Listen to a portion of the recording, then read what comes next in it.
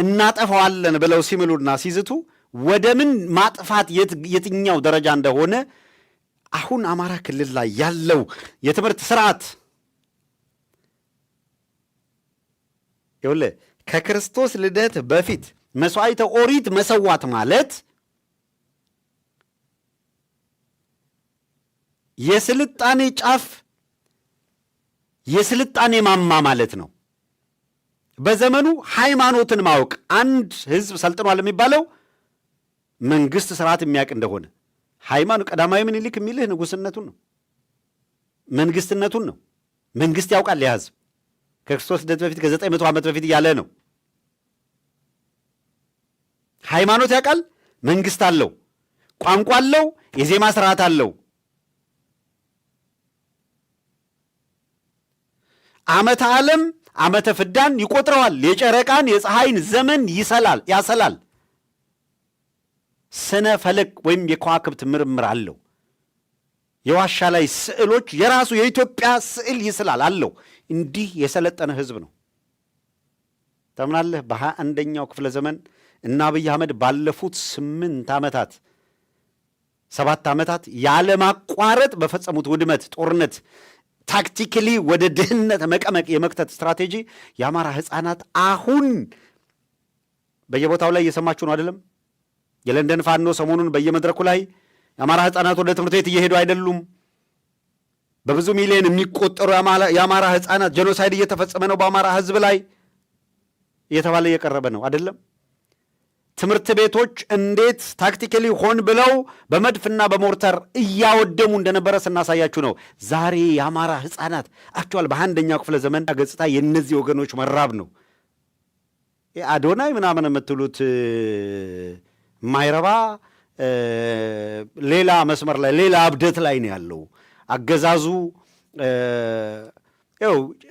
ጮኸ ትሰቅልና ማውረድ የሚቸግርህም ለዛ ነው። አየህ ትክክለኛ ለኢትዮጵያ ስሜት ያላቸው የህዝብ ልጆች ምን እንደሚሉ ትክክለኛ ለህዝብ የሚያስቡ ኢትዮጵያውያን አሉ። ከኢትዮጵያ ውጭ ያሉት እንኳን ፈረንጆቹ እንኳን ምንድን ነው የሚሉት? በቃ ይኸው እውነታው ይሄ ነው። ኢትዮጵያውያን እንደዚህ አይነት ሰቆቃ እያሳለፉ ነው። እነዚህ ሰዎች ከአዳነች አቤቤ በሚሊዮን የሚቆጠር ገንዘብ ተቀብለው ከአብይ አህመድ በሚሊዮን የሚቆጠር ገንዘብ ተቀብለው የእነሱን ብልጭልጭ ማሳየት የእነሱን ሎጅ ማሳየት ከብዷቸው አይደለም፣ ህሊና የሚባል ነገር ስላላቸው ነው። ቲክቶከር እየቀጠሩ ኢትዮጵያ የሌላትን ገጽታ ያላት ለማስመሰል ሲራወጡ ሁለት ነገር ሰሞኑን በከተማችን በስፋት በኢትዮጵያ ውስጥ እና በማህበራዊ ሚዲያው ሲዞር የነበረው አንድም ከዚህ ከቲክቶከሮች የሌለ ገጽታ ለመገንባት የሚያደርጉት የካድሬ ሩጫ ጋር የሚሄዱት ነው፣ ህሊና ቢስነት። ሌላም በአርሰናል ምናምን በሚል ተከልሎ ሲጮህ የነበረውና አገዛዙ ያለን ሊጠቀምበት ያደረገው ሙከራ ነው። ያ ነው ግብ ግብ ላይ የተከረመው።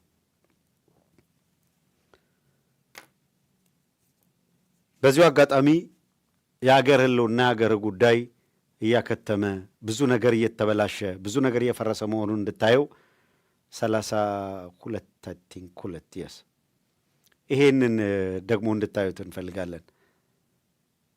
ይሄንን ፒክቸር እዩት።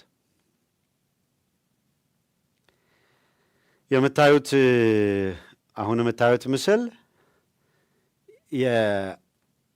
ይሄ የምታዩት ዩኒፎርም ነው የምታዩት።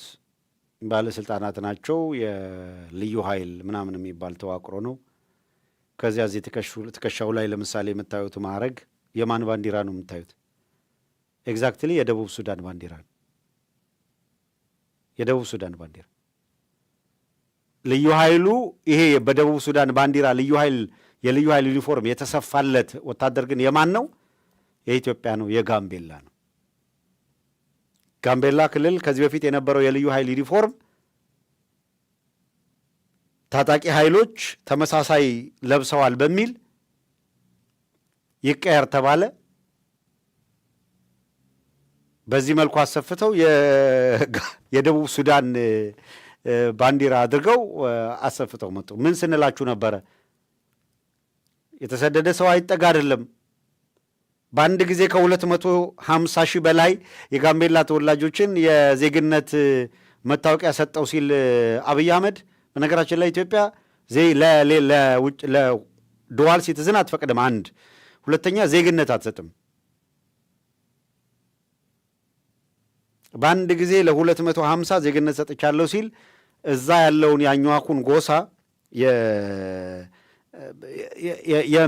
የመዋጥ ስትራቴጂ እንደሆነና ነገርየው ጋምቤላን አፍርሶ ከፊሉን ወደ የኢትዮጵያ ፍራሽ አካል ማድረግና ከፊሉን ወደ ደቡብ ሱዳን ሸኝቶ ከፊሉን ግን እነሱ የሚፈልጉትን ክፍል ወደ ኢሉባቡር ጋር ማለት ከኦሮሚያ ጋር ማደባለቅ ታቅዶ የተሰራ ነው ያላችሁን ነው በተግባር እየተረጎሙት ያሉት። ይሄ ከታወቀና አሁን እንዴት እንደዚህ ይሆናል የሚል በውስጥም በተለይ ነገሩ ሴራው የገባቸው አካላት ተቃውሞ ማንሳታቸውን ተከትሎ የልዩ ኃይሉ አዛዥ እኔ ስላልነበርኩኝ ምክትሌ ሲከታተል ስለነበረ የተሰራ ስህተት ነው በሚል እንዳለ ዩኒፎርሙ ላይ የተቀመጠው ባንዲራ ይነሳል። አመለካከቱ ነው። በነገራችን ላይ ኦልሬዲ ያስቀምጠውታል። እምነታቸው፣ አመለካከታቸው ምን እንደሆነ ነግረውናል። እነ ኦህዴዶች ምን እየሰሩ እንደሆነ ሲጋለጥ እና ኖ እኛ ልክ አፋር እንኳን እኛ ግበሎቻችን ኢትዮጵያን ታውቀዋለች ብለው ሲሉ የተፈጠረውን ነው። 14ን እንመልከተው። ያስተሳሰብ ድህነት ልክ አገርንና ህዝብን ህዝብ ማለት ምን ማለት ነው? አገር ማለት ምን ማለት ነው?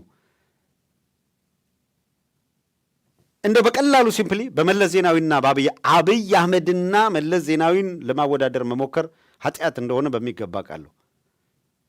የዛሬን ያርገውና እንደምታውቁት ጌታቸው ረዳ ፌር አይደለም መለስ ማነው አብይ አህመድን ከጓድ መንግስቱ ኃይለማርያም ጋር ማወዳደር ፌር አይደለም ነው ያለው።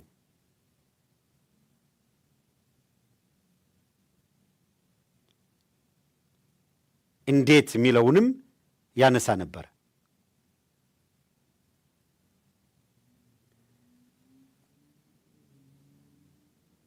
ነው ጥቁሩ ፓርቲ እንዴት ፌር እንዳልሆነ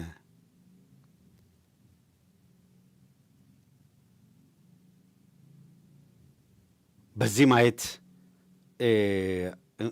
ያን ጊዜ አትሊስት የተባለው የመለስ ማነው መንግስቱ ኃይለማርያም እንደ አብይ አህመድ ነው።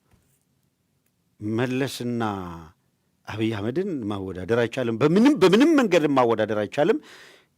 ምን ያህል ግን እንደው የአብይ አህመድን ያስተሳሰብ ድህነት ለመረዳት ሁለቱም አገር በሚለው ትርጓሜ ላይ ያላቸውን አረዳድ ቢያንስ የሁለቱን እንከታተል። ሰው እየሞተ ችግኝ አይተከልም የሚለን ጠላት ነው፣ እንዳትሰሙ። ሰው እየሞተ የሞተበት ቦታ ችግኝ እንተክላለን፣ ቢያንስ አስክሬኑ ጥላ እንዲኖረው። በኦህዴድ መዝገበ ቃላት አገር ትርጉም ያለው ህዝብ ቢሆን ኑሮ አሁን የምታዩት ሰቆቃ፣ አሁን የምታዩት መፈናቀል፣ አሁን የምታዩት ፍዳ፣ አሁን የምታዩት ስቃይ ባልኖረ ነበረ። ይሄ ሁሉ ፈተና፣ ይሄ ሁሉ መከራ ባልኖረ ነበረ።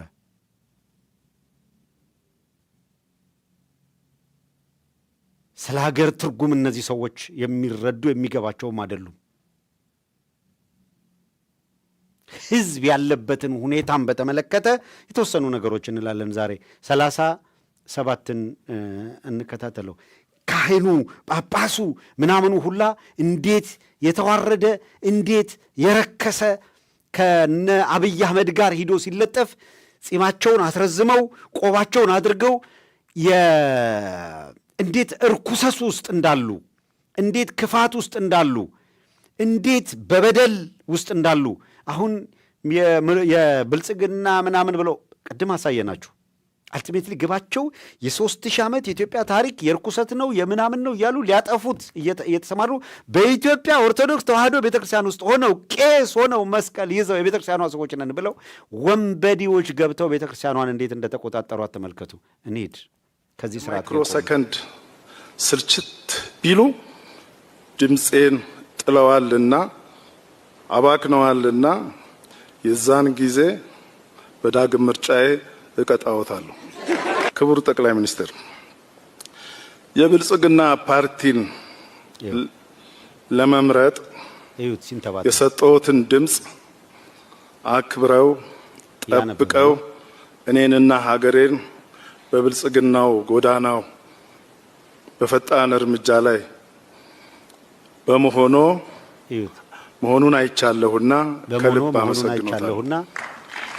ተጽፎ የተሰጠውን የሚያነብ ክቡር ጠቅላይ ሚኒስትር፣ ከውስጥና ከውጭ በየጊዜው መልኩንና ስሙን እየቀያየረ የሚመጣውን ጫና ተሳቀው ከብልጽግናው ጉዞ ለማይክሮ ሰከንድ ስልችት ቢሉ አያችሁ። እነዚህ ማለት አቡነ ጴጥሮስ ጣሊያንን አውግዘው በመትረየስ ጥይት ሲደበደቡ ለጣሊያን ሽብሸባ ያቀረቡ ቄሶች ነበሩ፣ እንኳን ገደላችሁ ብለው። እነዚህ ከጣሊያን ጋር ፓስታ በመብላት ቤተክርስቲያን ያዋረዱ ወይም ያዋረዱ መስሏቸው ራሳቸውን ያዋረዱት። ቤተክርስቲያናት የምትዋረደውን አይደለም። አሁን የስንዴ ቃርሚያ ይዘው በቤተ ክህነት የተሰለፉ መለካውያን እንደዚህ ያሉ ነውረኞች ክርስቶስ መጥቶ በጅራፍ ጠርጎ እስኪያጸዳቸው ድረስ ጥምጣማቸውን አስረዝመው ቆባቸውን አሳምረው ጺማቸውን አንጀርገው እነዚህ ጃኩዚ ውስጥ እያመሹ ሚገር መኪና እየነዱ ኮረዳ እያማረጡ ግን ካህን መስለው በሕዝብ ፊት የሚቆሙ እነዚህ በቤተ ክርስቲያን ውስጥ የተሰገሰጉ አጭበርባሪዎች የጊዜ ጉዳይ ነው፣ የጊዜ ጉዳይ ነው። አይግረማችሁ ብዙም። ለነገሩ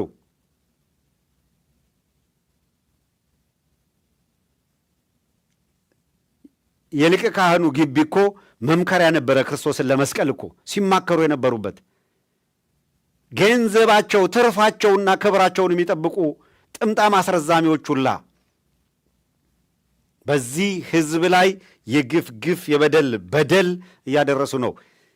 አባቶችማ አይታችኋል። ቅድም አላያችሁም? የኦሪቱን መስዋዕት መሰዊያ ሲያቀርቡ ትሕትናቸውን አላያችሁም? የት ጋር እንደሚገኙ አላያችሁም?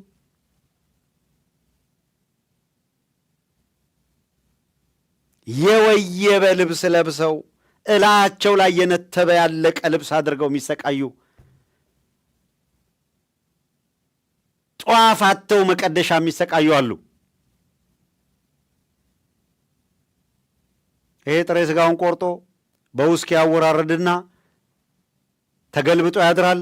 ማህሌት የለ፣ ቅዳሴ የለ። እንደምታዩት አለቃ ነው። በጓሮ በር ይመጣል። ቅዳሴው ሊያልቅ ሲል ቡራኬ ይሰጣል። ከዛ በኋላ መጥቶ እግዚአብሔር ፈርዶ እንደ ኤሊ ከወንበሩ ላይ ገልብጦ እስኪጥላቸው ድረስ ቤተ ክርስቲያን ውስጥ ለግፈኛው የሚተባበሩ ግፈኞች አሉ። በየዘመኑ እንዲህ ያለ ግፈኛ አለ። እንዳላችሁ ጣሊያን ሲገዛ ከጣሊያን ጋር የተሰለፈ መዓት ግፈኛ ሸክ፣ ግፈኛ መነኩሴ፣ ግፈኛ ቄስ፣ ግፈኛ ጳጳስ ነበር። በፊርማቸው ፓትርያርክ ያሰደዱ ግፈኞች ነበሩ። አለ የግፋቸው ፊርማ። ፍርድ የፈጣሪ ነው። ግን እነዚህን ጥቂቶች በማየት ቤተክርስቲያን ስንት ሊቃውንት፣ ስንት ካህናት፣ ስንት ጳጳሳት፣ ስንት ቅዱሳን እንዳሏት እንዳይዘነጋ።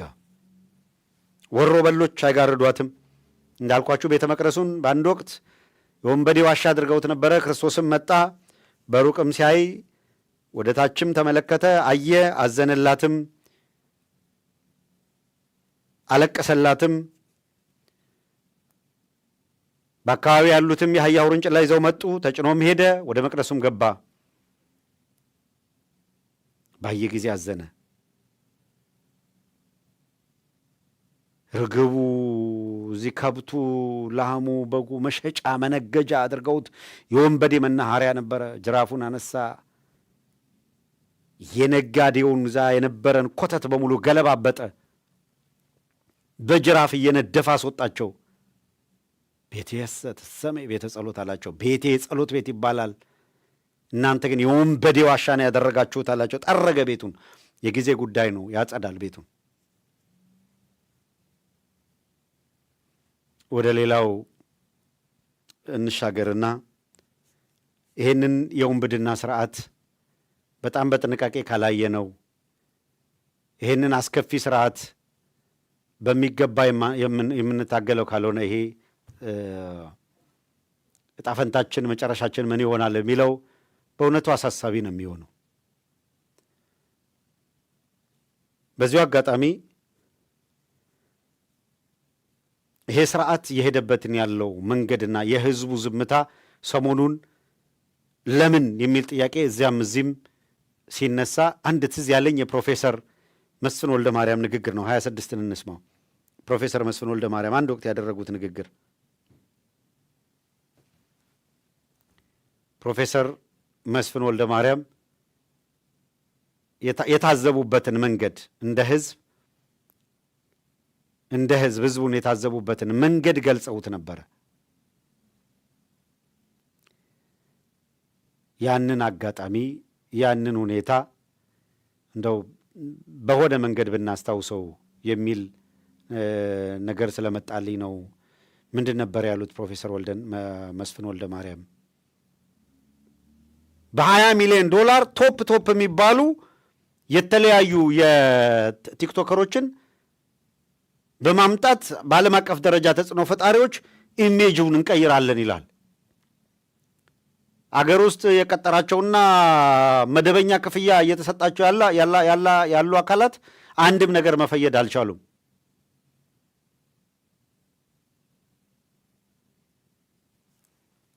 ሌላው እንዲህ ያለ ትርምስ ውስጥ እያሉ በእንዲህ አይነት መገፋፋት ውስጥና መከፋፈል ውስጥ እያሉ በየጊዜው የሚደረግ ግምገማ ኃላፊነታችሁን የማትወጡት አሁን የአማራ ተወላጅ ሆኖ እየተዋጋ እኮ ነው፣ እየሞተ እኮ ነው። አሁን እንደምታዩት ሞቶም የውሻ ሞት ነው።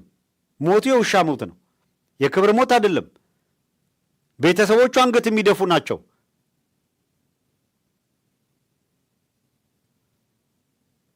ይህንን እውነታ እያዩ ሂደው ገብረው እዚህ ስርዓት ስር ወድቀው እየጠፉ ያሉ አካላት አሳዛኞች ናቸው በእውነቱ።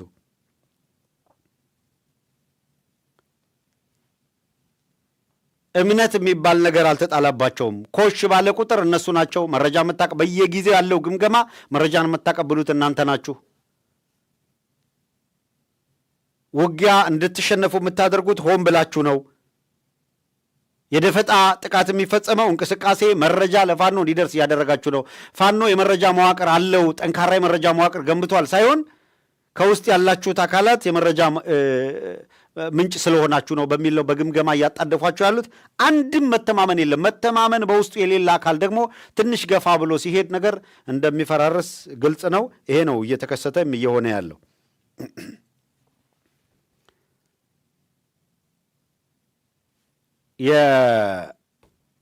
ቀደም ሲል አሳይተናቸዋል። የጀነራሉን በተመለከተ የተሸኘው ብርጋዴር ጀነራል በተመለከተ የእሱ ሁኔታ የፈጠረው ድንጋጤ አለ። በዚህ ሰሞን ደግሞ እንደምታውቁት ኤርትራ 35ኛ የነጻነት በዓል በሚል ሲያከብሩ ቆይተዋል። ኢሳያስ ያደረገው ንግግር አብይ አህመድን አስቆጥቷል። ቁጣውን የገለጸው በጌታቸው ረዳ በአማካሪው በኩል ነው። በቀጥታ ላለመናገር ኢሳያስ ያው ይሄ የተለመደ የፈረሰ ሀገር ይለዋል። የፈረሰ ሀገር ይዘው ሌላውን የፈረሰ ሀገር የራሷቸው አሮባቸው የሌላ ያማስላሉ። ኤርትራ ዘሴም ትሬንድ 35 ዓመት መታለች። ዘሴም ትሬንድ።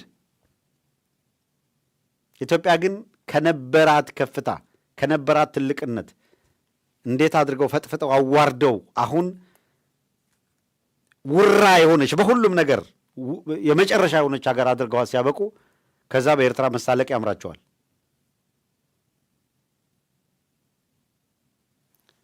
ሰላሳ አምስተኛው የኤርትራ የነጻነት በዓል ሲያከብሩ ፕሬዚደንት ዶናልድ ትራምፕ ለኢሳያስ በቀጥታ ባስተላለፉት መልእክት እንኳን ለ35ኛው የነጻነት የድል በዓል ወዘተረፈ አደረሳችሁ የሚል መልእክት ተላልፏል። አንዱ ኦህዴዶች ያልጠበቁት ነገር ስለሆነ እጢያቸው ዱብ ያለው አንዱ በሱም ነው።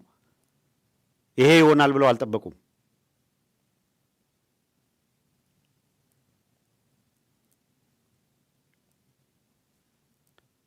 ያገዛዙ ካድሬዎችን ተመልከቷቸው በሙሉ ዛሬ ከትላንት ወዲያ የነበረው ዘመቻ በሙሉ ምንድን ነው?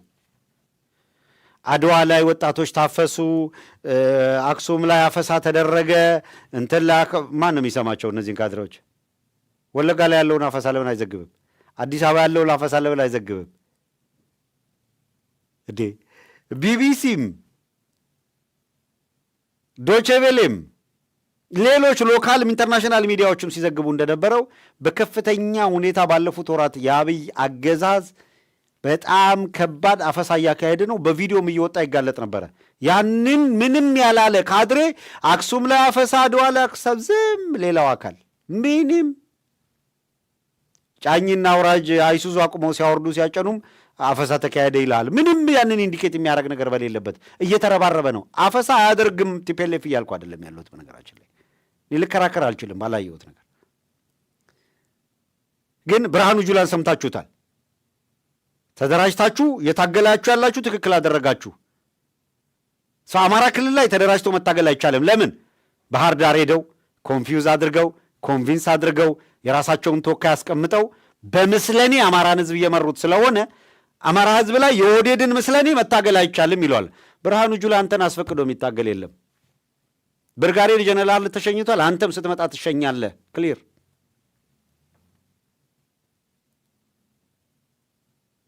ይሄ ነው እየተባለ ያለው። ይሄ ነው መልስ እየተሰጠ ያለው። አትችልም ይሄንን ማድረግ ነው። በሌላው ክልል ላይ የታጣቂ ኃይሎችን ለማበረታታት የፈቀደልህ የትኛው ህግ ነው? አንመራም በህወሓት መንገድ የሚል ካለ ምንድን ነው የምትሉት እናንተ? በእናንተ መንገድ አንመራም እኮ ነው። ይኸውልህ ወለጋ ላይ እነ ጃልማሮ ታጥቀው እየታገሉ ተደራጅተው እየታገሉ ያሉት በኦህዴድ መንገድ አልመራም ነው። ብርሃኑ ጁላ ለምንድን ነው እነሱ ላይ ድሮን የምትልከው? ትግራይ ላይ ሐራ መሬት የተደራጁት መቀሌ ላይ መተኮስ፣ አክሱም ላይ መተኮስ ትክክል ከሆነና ከተፈቀደላቸው ተደራጅተው መታገላቸው ትክክል ነው ከተባለ ኦሮሚያ ላይ ተደራጅተው የሚታገሉትን እደመስሳለሁ የምትልበት ምክንያት ምንድን ነው? ግልጽ አይደለም። እያረክ ያለው ይምታታብሃል። ፖለቲካውን አታውቀውም፣ እጅና እግሩን አታውቀውም።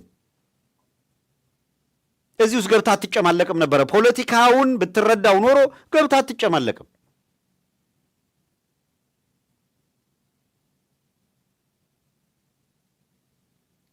ስልጣን የሚያዘው በምርጫ በውድድር በምናምን ነው ካልክ ትግራይ ላይ በኃይል ይሰራል እያልክ አማራ ላይ በኃይል አይሰራም ማለት ፈራጅ አንተን ማን ያደረገ? ትግራይ ላይ በኃይል ይሰራል እያልክ ኦሮሚያ ላይ ግን አይሰራም ለማለት አንተ ከየት አመጣው ድፍረቱን? ስለዚህ ቤኒሻንጉል ላይ በኃይል ስልጣን ለመያዝ የሚሰሩትን አካላት ትክክል ናቸው ማለት ነው። በእናንተ ቋንቋ መሰረት እናንተ ባላችሁት በእናንተ አክኖሌጅመንት መሰረት ማድረግ መብት አላቸው ማለት ነው። ይሄንኑ ለማለት ነው። ሰው ሁሉ ነገር ከመቀሌ ጋር ከትግራይ ጋር ከምናምን አያይዘው እየተወራጩ እየተጨነቁ እየተሰቃዩ ነው የሚገኙት። ትግራይም ቁጭ ብለው የመጠበቅ ፍላጎት ያላቸው አይመስልም። ስለዚህ ትክክልም አይደለም። ቁጭ ብለው ሊያጠፋቸው የሚመጣን ቁጭ ብለው አይጠብቁም። በእነሱ በኩልም በጣም የተሟላ ዝግጅት እያደረጉ እየተዘጋጁ ነው ያሉት። ትግራይ ላይ ያለው ኃይል ያለ ጦርነት መኖር አይችልም። 4 ኪሎ ያለው ኃይል ያለ ጦርነት መኖር የማይችለውም 4 ኪሎ ነው ያለው። ትግራይ እናንተ ስትሄዱ ብቻ ነው የሚዋጉት። 4 ኪሎ ያለው ግን ኦሮሚያ እየተዋጋ ነው፣ አማራ እየተዋጋ ነው፣ ሲዳማ እየተዋጋ ነው፣ ቤኒሻንጉል እየተዋጋ ነው፣ ጋምቤላ እየተዋጋ ነው። ማን ነው ጦረኛው? ኤርትራ እዋጋለሁ ይላል፣ ሱዳን እዋጋለሁ ይላል። አሁን ደግሞ በሶማሌም ጉዳይ ገብቼ ሶማሌላንድ እዋጋለሁ ይላል። ማን ነው ጦረኛ? ማን ነው? ያለ ጦርነት መኖር የማይችለው ማን ነው? አብይ አህመድ ነው? ደብረጽዮን? አሁን ባለው ሁኔታ ያለ ጦርነት መኖር የማይችለው ማን ነው? ኦህዴድ ነው? ህወሓት ነው? የጦርነት ፖሊሲ ብቻ ይዞ የሚያራምደው ማን ነው? ሪያሊቲው ይሄ ነው። ስለዚህ የካድሬ አብዮተኛን በዚህ መንገድ እያፈረሱ መሄድ ያስፈልጋል። ስርዓቱን እያጋለጡ መሄድ ያስፈልጋል። ይህን ስታረግ የሚከፈለው ካድሬ ሁላ ይጨንቀዋል። በህዝብ በድምፅ ቢያምኑ ኖሮ እኛ እየተናገርን ነው አይደለም፣ እነሱም ይናገራሉ። ህዝብ እስኪ ይስማ። እኛ እኮ ክፍት ነን፣ እየጠየቅናቸው ነው እኮ። አለው የሚል የአብይ ካድሬ ካለ አለው ሞግታለሁ፣ በኃይል እኔ በያዝኩት እውነት አሸንፋለሁ የሚል ካለ እንጋብዘው እኛ መድረክ ላይ። ቡቺ ማለቅለቅ ስትጀምር ለስርዓቱ ተገርዳ ቡቺን እየጋበዙ መጫወቻ ያደርጓታል አይደል? እኛ እዚህ እንጋብዛችሁ፣ አቅሙ ካላችሁ ኑ። መቼም እዛ ጋብዙና ሞክሩን አንላችሁም፣ እናንተም አትሞክሩትም። አንቀርብም አይደለም የምንለው። በነገራችን ላይ መድረኩን ቢፈጥሩት በእነሱ መድረክ እንዴት እንደምናዝረከርካቸው እናውቃለን። አንቀርብ የምንልበት መድረክ የለም። በነገራችን ላይ ግን ቡቺን ሆነን አንቀርብም፣ ሰው ሁነን ነው የምንቀርበው። አይሞክሯትም።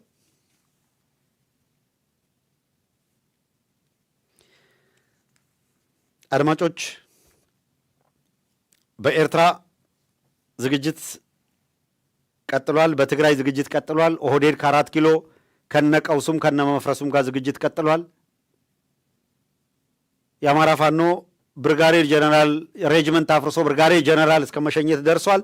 ትልቅ ትርጉም ያለው ደግሞ የአማራ ክልል ከሚባለው በብዙ ማይል ርቆ በብዙ ኪሎ ሜትር ርቆ አገዛዙ ሰራዊት ባሰማራበት ቦታ ገጥሞ ነው ያዘከረከው። ይህንን አድርጓል።